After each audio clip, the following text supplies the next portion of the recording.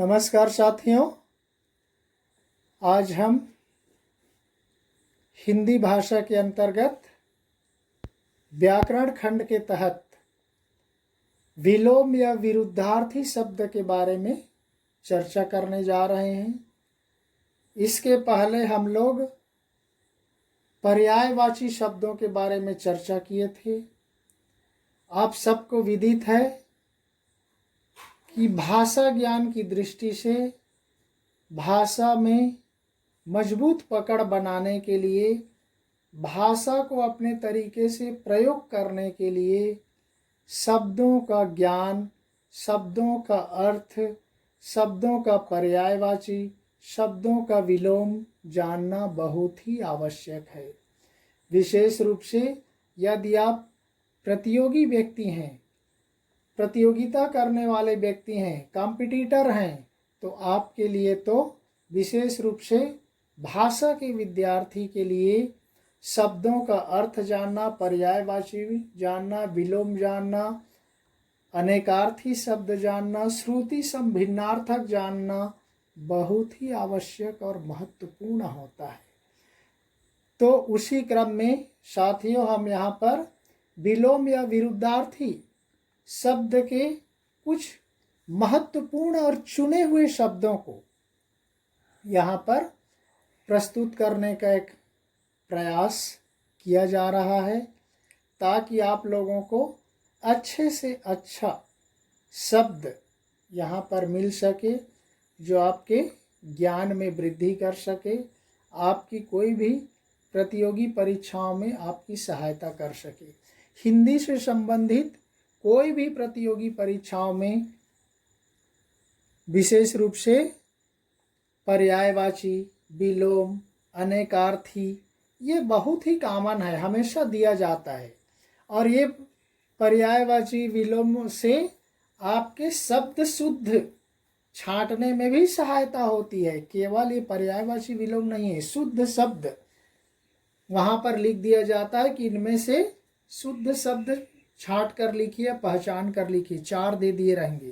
तो ये शब्द भी आपको सहायता कर सकते, क्योंकि ये बहुत ही सावधानी पूर्वक टाइप किया हुआ शब्द आपको मिलेगा, कहीं पर भी कोई मिस्टेक नहीं मिलेगा।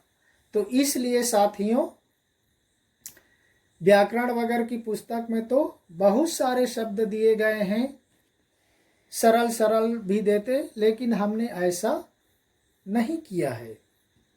जैसे दिन का रात, भाई बहन, माता पिता, ऐसे शब्दों को हमने नहीं लिया, क्योंकि सिंपली सामान्य शब्द भी विरुद्धार्थी हो जाता है।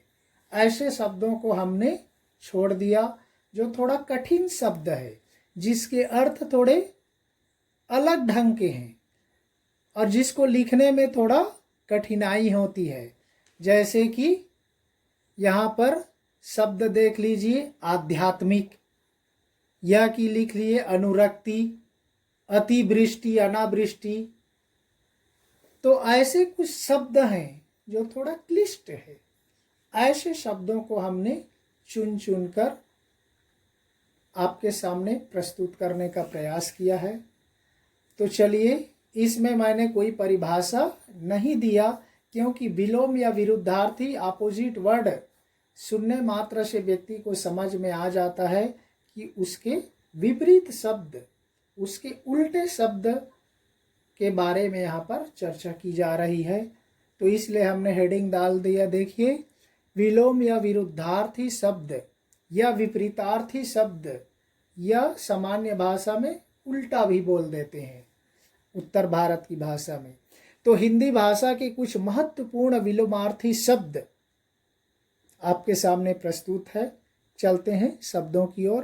अथ, अथ का मतलब होता है शुरुआत, बोला जाता है ना, अथ। महाभारत मतलब महाभारत की शुरुआत। इति, इति मतलब अंत, आखिरी। अज्ञ, अज्ञ मतलब अनजान, अननोन। विज्ञ, जानने वाला। अंतरंग, अंतरंग आंतरिक, बहिरंग बाहरी। अधुनातन, अधुनातन मीन्स आधुनिक, पुरातन प्राचीन या पौराणिक। अतिवृष्टि अत्यधिक वृष्टि, अत्यधिक वर्षा। देखिए कैसे शब्द लिया गया है, अतिवृष्टि। अनावृष्टि बिल्कुल बारिश नहीं होना। अनुज, अनुज का है छोटा, अग्रज बड़ा। अनुरक्ति, अनुरक्ति का मतलब होता है प्रेम। विरक्ति उससे वैराग्य का भाव। उग्र शांत। अपव्यय, अपव्यय मतलब ज्यादा खर्च करने वाला, अनावश्यक खर्च करने को कहा जाता है अपव्यय।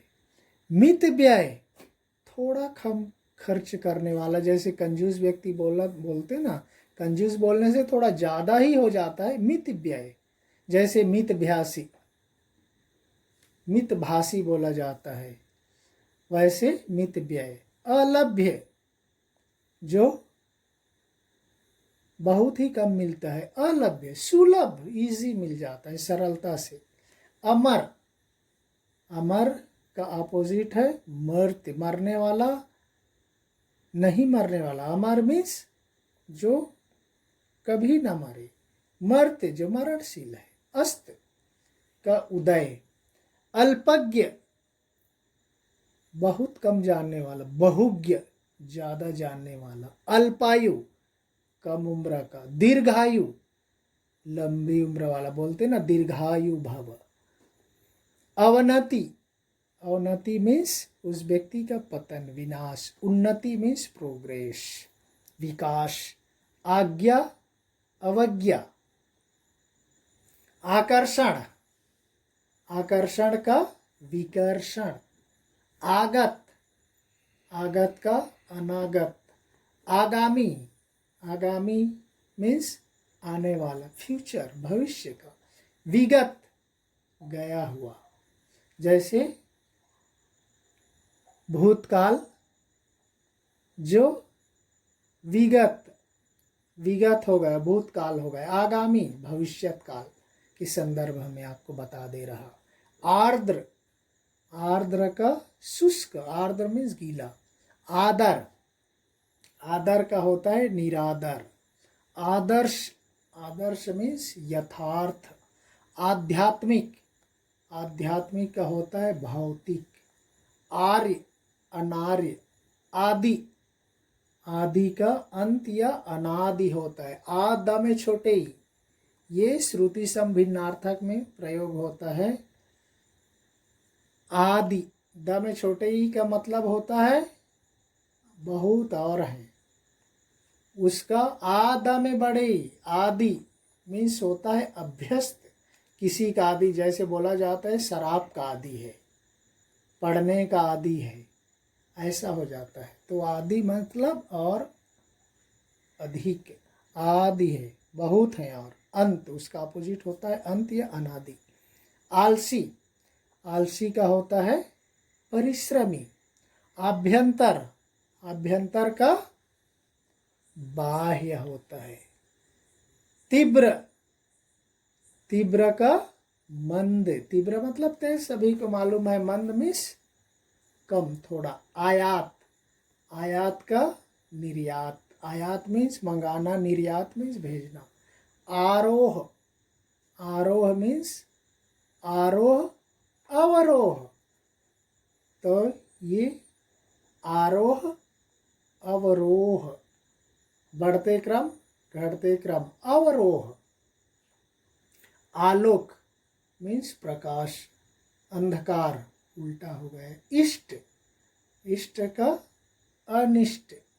आविर्भाव, आविर्भाव मतलब किसी चीज का उदय होना, किसी चीज का डेवलप होना, आविर्भाव। तिरोभाव मतलब उसका पतन होना, विनाश होना।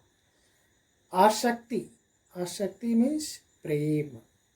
विरक्ति, विरक्ति मतलब उससे विमुख होना, विरक्त हो जाना, वैराग्य। अनासक्ति, आसक्ति का अनासक्ति भी होता है। आसक्ति अनासक्ति, यह विरक्ति। आस्तिक, आस्तिक का नास्तिक, आस्तिक मीन्स ईश्वर में आस्था रखने वाला, नास्तिक मीन्स ईश्वर में आस्था न रखने वाला। सर्वज्ञ, सब कुछ जानने वाला। अल्पज्ञ, थोड़ा जानने वाला या अज्ञानी, वहां पर लिखा हुआ है देखिए। सबल, सबल का अपोजिट विरुद्धार्थी शब्द है निर्बल। सबल मीन्स ताकतवर, निर्बल मीन्स कमजोर। सुगम का दुर्गम, सुगम मीन्स सरल, दुर्गम मीन्स कठिन। सुघड़, सुघड़ मतलब बहुत सुंदर, सुडौल बोला जाता है। अनगढ़, जो देखने में सुंदर ना हो, बेडौल हो, उसको कहा जाता है अनगढ़। सुघड़ में सुंदर, जो देखने में अच्छा लगे, तो सुघड़ का अनगढ़, अनगढ़। तो इस तरह से साथियों हमने यहाँ पर कुछ चुने हुए महत्वपूर्ण विलोम शब्दों को लिया है। इसके और आगे वीडियो में हम इससे संबंधित और शब्दों को लेंगे। तब तक हम इसको यहीं समाप्त करते हैं। धन्यवाद। जय हिंद।